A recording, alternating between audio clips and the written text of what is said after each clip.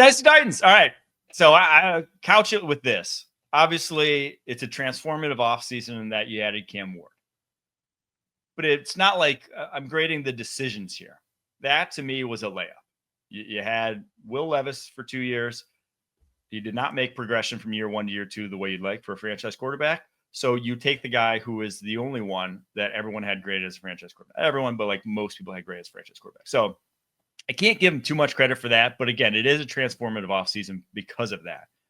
The decisions outside of that, I am worried. Now, it was a beggars can't be choosers sort of situation in free agency with this offensive line class. We discussed it at the time.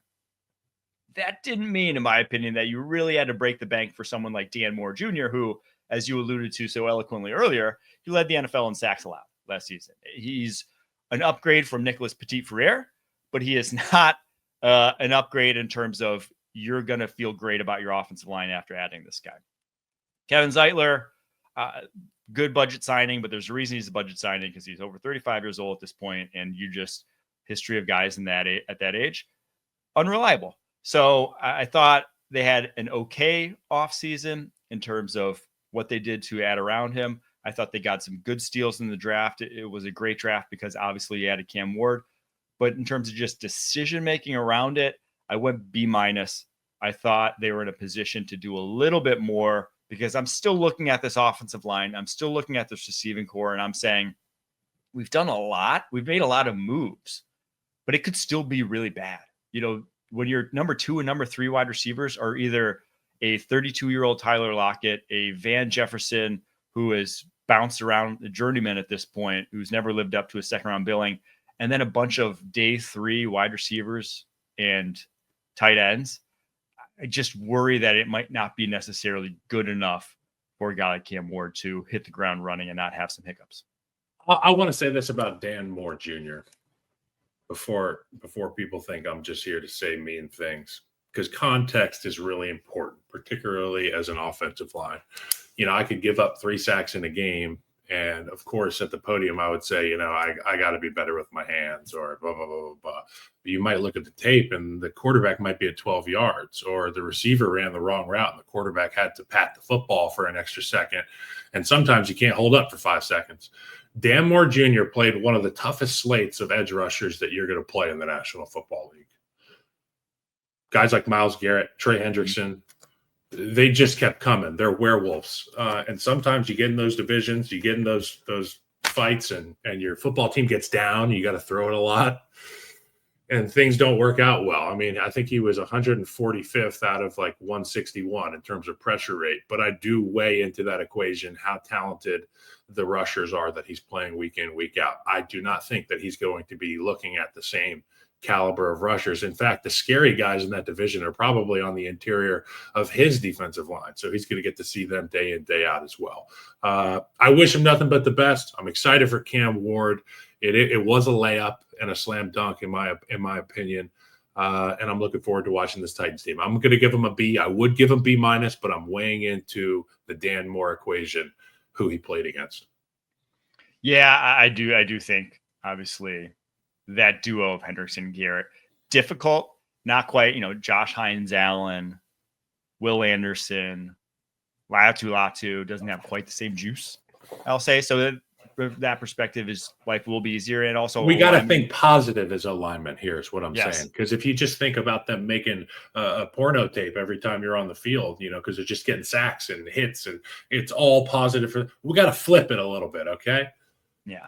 But it's more, not to say damn more, but it's more the money paid, right? You didn't have to go to that number, in my opinion. It's bad to address it to that level, right? Like we talked about Jalen Moore with the Chiefs and how he could very well be as good as Dan Moore is for the Tennessee Titans. They got him for, 2/3 the price. So that's why I worry. And again, even if he hits, even if, he is playing better because he's not facing as tough competition, it's not like you're getting high level tackle play still. It's not like he's all of a sudden Lane Johnson out there, unfortunately. So your O-line could still be a big issue for you this upcoming season. That's all. B-. Jacksonville Jaguars up next, who had in James Gladstone's first season as GM a very different offseason, kind of one that they're trying to make up for all the mistakes of last GM, right? Of the previous regime, cutting Gabe Davis, letting Christian Kirk go, letting Andre Cisco go. I don't think they're going to feel too many of those. Cisco maybe, but he was kind of an up and down player on the back end that isn't for every scheme, I'm sure. Added a lot, and they went kind of budget shopping to try to just build out and give you a baseline for this roster. Patrick McCarry, versatile interior offensive lineman. Jordan Lewis, quality slot corner. De'Ami Brown, capable number 3 type of wide receiver. Chuma Adoga, swing backup offensive lineman. Didn't pay a lot of money, but I think kind of just raised the floor. And That's a lot value. of positions. And needed to do that because, again, you gave up a lot of picks when you went up and went for Travis Hunter. But now you have maybe the best 1-2 punch in the NFL at the wide receiver position. I think it's possible. I mean, we talked about T. Higgins and Jamar Chase in that mold or in that realm. I think there's a good chance that this one outpaces them. Maybe not year one. We got, you know what? Hey, three. I got to pump the ABS brakes. If we're sitting there in the driver's ed car and I'm sitting in the left seat and you're driving, I'm slamming on the instructor pedal right now. Did you ever We have got a lot of ball? ball. We got a lot of ball ahead of us before I even mention these two, BTJ and Travis Hunter Jr., in the same conversation with Jamar Chase and T. Higgins, because them boys are, hey, man. I watched them play the other day against the Chargers. Those guys can go.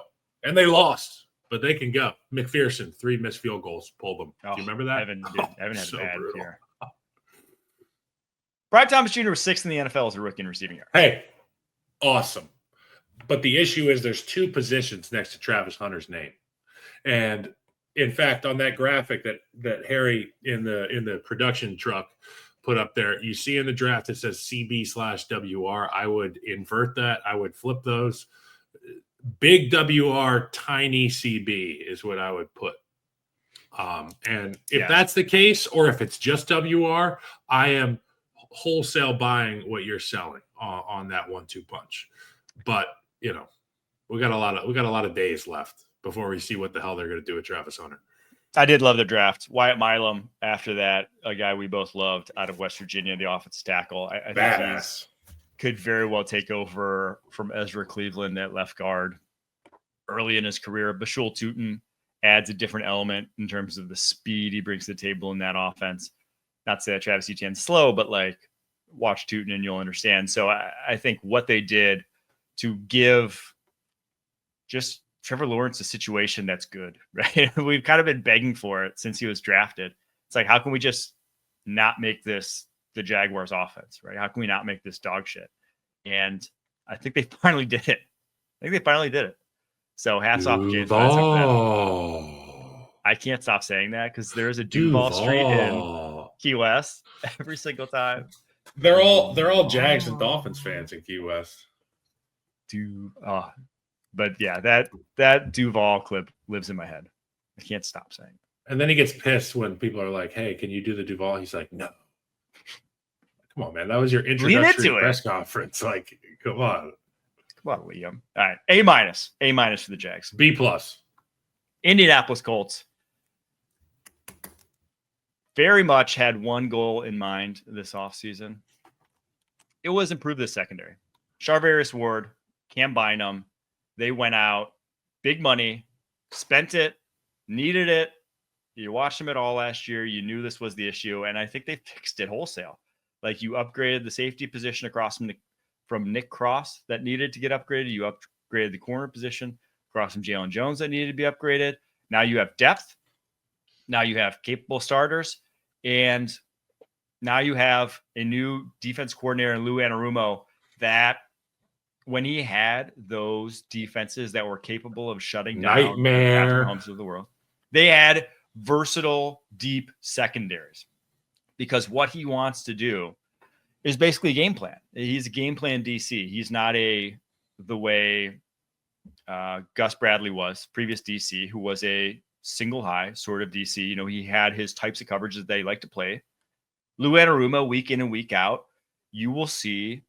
You'll see a cover 3 game from him. You'll see a man cover game from him. You'll see a drop 8 game from him. Like you'll see certain game plans based off of what he thinks he wants to take away from opposing teams. And when you do that, when you play a bunch of stuff, you need smart guys in your secondary.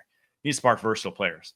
And so I can see why that was their point of emphasis this offseason. Now, I do worry that the offensive line, you lost 2 guys, didn't necessarily backfill, lost Will Fries, lost Ryan Kelly. Now, they were hurt, banged up last year, so you already had to throw out Matt Goncalves in there. You already had to throw out some Tanner Bortolini in there. So guys who got some run that you're now plugging in. But I liked it. I liked it on the whole for the Colts. I thought their draft, you hit a lot of doubles. I'm not sure any home runs, but I think a lot of those guys are going to be impact players for you. So all that being said, I went B+. B+ for Indianapolis Colts.